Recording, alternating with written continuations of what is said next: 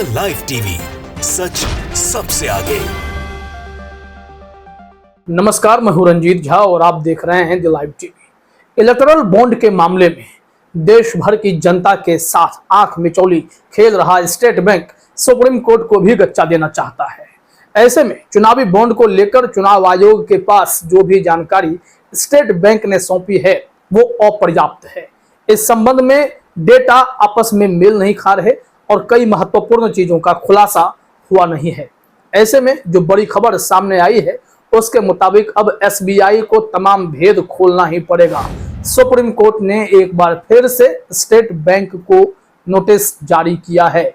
अब इस मामले में उन्हें थोड़ी सी मोहलत और दी गई है। अगर इस दौरान लिंक का पता नहीं चलता है तो मुश्किलें बढ़ने वाली हैं। हम यहां आपको एक ट्वीट दिखाते हैं गुरदीप सिंह का। उसके बाद जो सुप्रीम कोर्ट का इस वक्त आदेश आया है, बड़ी खबर है, वो भी बताते हैं। यहां लिखा गया है गुरदीप के द्वारा कि स्टेट बैंक ऑफ इंडिया ने सुप्रीम कोर्ट को कल ही बताया था कि कुल 22,217 इलेक्टोरल बॉन्ड बेचे गए थे, लेकिन आज बैंक केवल 18,871 बॉन्ड की जानकारी ही दी है। बाकी 3,346 बॉन्ड की जानकारी क्यों छुपाई गई है, इसका जवाब चाहिए। और यहां जरा समझिए कि खेल बहुत बड़ा है। चंदा को लेकर अभी भी क्लियर नहीं है कि किसको क्या मिला है। सिर्फ ये पता है कि 6,000 करोड़ सबसे अधिक चंदा बीजेपी के पास गया, लेकिन किस कंपनी ने क्या दिया इसका एक एक खुलासा अभी बाकी है। सुप्रीम कोर्ट स्टेट बैंक के इस आंख मिचौली को समझ चुका है और इसके बाद ही एक नोटिस जारी किया गया है। जरा देखिए अपने स्क्रीन पर, वे2 न्यूज ने ब्रेकिंग खबर दी है कि चुनावी बॉन्ड्स ब्रेकिंग, सुप्रीम कोर्ट का बड़ा आदेश, नोटिस जारी। चुनावी बॉन्ड मामले में सुप्रीम कोर्ट ने एसबीआई को एक बार फिर नोटिस जारी किया है। कोर्ट ने एसबीआई से चुनावी बॉन्ड्स के नंबर जारी करने के लिए कहा है, जिससे पॉलिटिकल पार्टीज और दानदाताओं के बीच लिंक की जानकारी मिल सके। इसके लिए कोर्ट ने सोमवार तक का वक्त दिया है।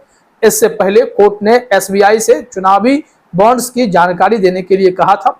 एसबीआई ने बॉन्ड्स की सूची जारी की थी, लेकिन उसमें बॉन्ड्स नंबर्स नहीं थे, जबकि सबको पता है कि एक फिक्स सीरियल कोड के जरिए ही बॉन्ड्स शेयर किए गए थे। और इसी को लेकर तो सुप्रीम कोर्ट ने कहा था कि आपके पास फिंगर टिप्स पर सारे डिटेल हैं, आप देख क्यों नहीं रहे, आप बता क्यों नहीं रहे, आप केवाईसी भी लेते रहे हो, तो फिर ये झोल क्यों तैयार हो रहा है, इसका हिसाब चाहिए। अब स्टेट बैंक क्या करेगा? क्या सरकार के दबाव में ही थोड़ी थोड़ी जानकारी सामने आ रही है? अब सुप्रीम कोर्ट को हर बात के लिए क्या अड़ंगा लगाना पड़ेगा, तभी एसबीआई भेद खोल पाएगा? नहीं तो ये लोग चंदा डकारने के फिराक में है क्या? क्या यह भेद खुलना बाकी है कि किसी के हिस्से का चंदा किसी को मिला, कोई इलेक्टोरल बॉन्ड किसी और के नाम के गया, क्या हुआ है? ये सब कुछ गुप्त है। एक बार पारदर्शिता आ जाए ताकि सबको भरोसा हो जाए और यह भी पता चले कि बीजेपी को ही क्यों सबसे अधिक चंदा दिया गया, सिर्फ इस वजह से कि जांच एजेंसियों का भरपूर दुरुपयोग इन कंपनियों के खिलाफ हुआ।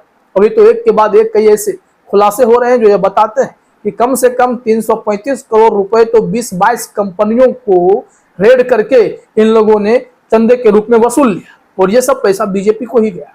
ये आश्चर्य की बात है कि सरकार अपने पार्टी फंड को मजबूत करने के लिए किस स्तर तक गिर सकती है। इस संबंध में हमारे पास जो दैनिक भास्कर की रिपोर्ट है वो देखना चाहिए, वो बेहद दिलचस्प है। यहाँ हेडलाइन से आप समझेंगे कि खेल कितना बड़ा है। कहा जा रहा है इलेक्टोरल बॉन्ड से बीजेपी को सबसे ज्यादा 6,000 करोड़ चंदा किसने किसको दिया पता नहीं। चुनाव आयोग ने 763 पेजों की 2 लिस्ट अपडेट की है, लेकिन इसमें भेद खुला नहीं है। आइए जरा इस रिपोर्ट को देखते हैं क्या बताया जा रहा है। यह कहना है कि चुनाव आयोग ने वेबसाइट पर 763 पेजों की 2 लिस्ट अपलोड की है। एक लिस्ट में बॉन्ड खरीदने वालों की जानकारी है, दूसरे में राजनीतिक दलों को मिले बॉन्ड की डिटेल है। राजनीतिक पार्टियों को सबसे ज्यादा चंदा देने वाली company future gaming and hotel services PR है, जिसने 1368 करोड़ के बॉन्ड खरीदे।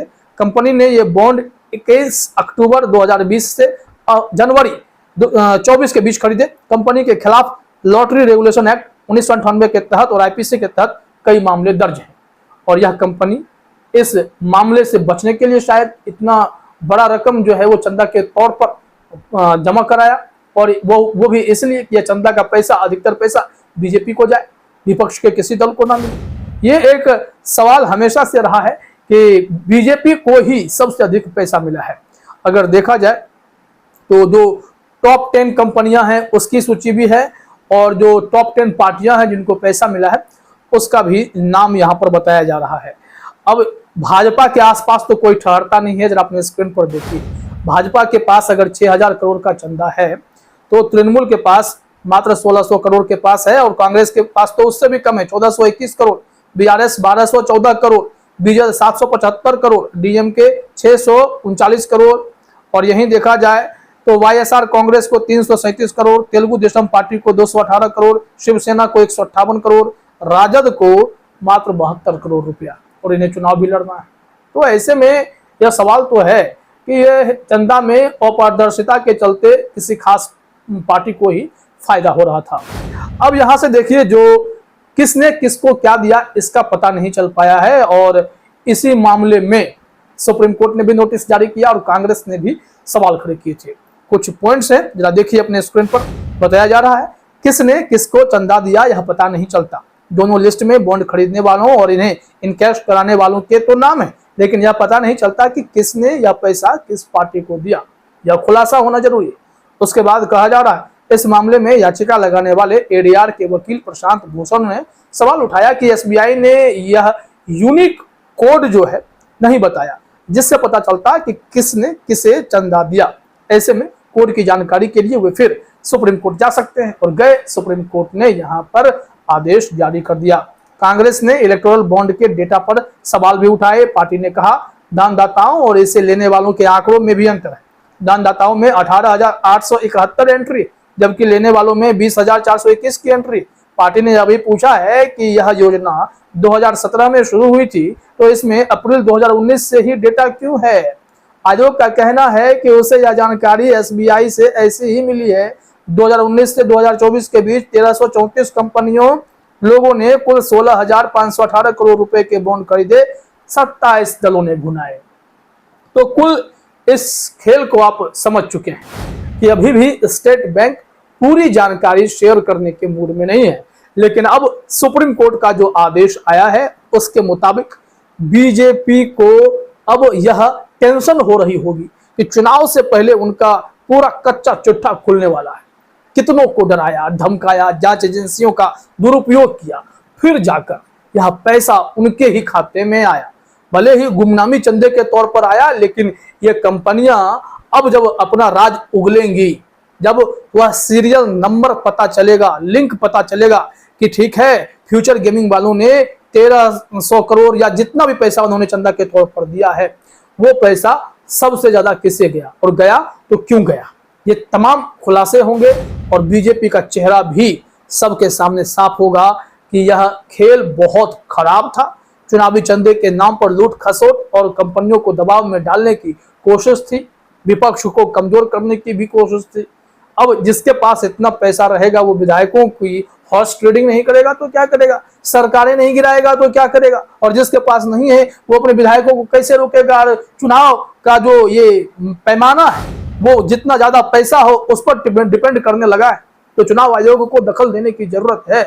तो यह बड़ी खबर है कि भेद खुलना चाहिए। अब सुप्रीम कोर्ट ने इनसे कहा है, भैया राज खोलो, अब हम सोमवार तक का ही वक्त देंगे। फिलहाल इस वीडियो में इतना ही। आप सभी का हमसे जुड़ने के लिए बहुत बहुत धन्यवाद। द लाइव टीवी, सच सबसे आगे।